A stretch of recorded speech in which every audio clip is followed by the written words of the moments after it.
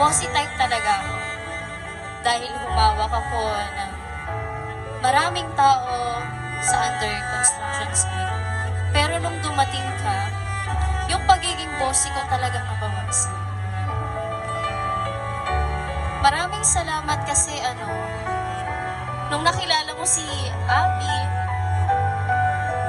naging ninong ka niya, at ngayon, tinanggap mo siya na maging part din talaga ng buhay mo. Pinagpapasalamat ko yun sa Diyos at syempre sa iyo. Kasi wala tayo nito kung hindi mo tinanggap lahat sa akin. Pinagpapasalamat ko din sa Panginoon at sa iyo na kahit sa mga unexplainable na mga pangyayari na may times na ikinakagalit natin ng walang dahilan, nag-i-stay ka pa rin. Tapos yung pasensya mo, kung gaano kaiksi ang pasensya ko, siyang haba ng pasensya mo. Pinagpapasalamat ko yun sa Panginoon kasi tinuturuan mo akong mag-adjust sa kung anong buhay ang meron ako noon.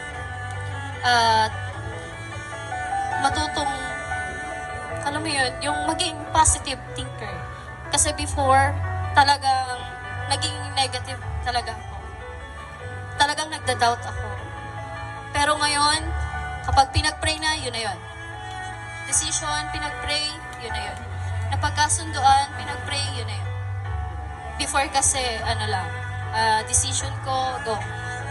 Alam yan ng pamilya ko at hindi naman ako. Mahal, pinagpapasalamat ko sa Panginoon kasi literal na sagot ka sa panalangin ko kasi pinaubaya ako na sa Kanya.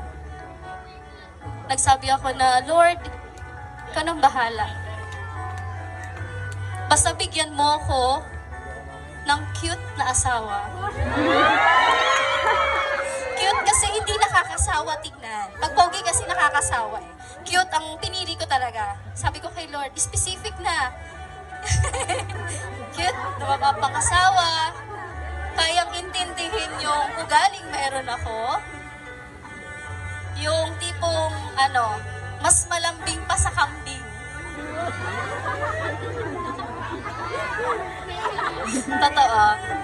Tapos yung tipong, Lord, yung ibigay mo sa akin, yung yung mapagkakasunduan namin lahat ng bagay. Nagkasundo nga po kami sa kalokohan.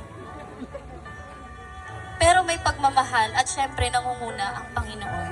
Siya ang naging center ng aming life. Mahal, maraming salamat. Kasi isa ka sa nag-fulfill ng isa sa pinaka-biggest dream of my life. I love you, mahal.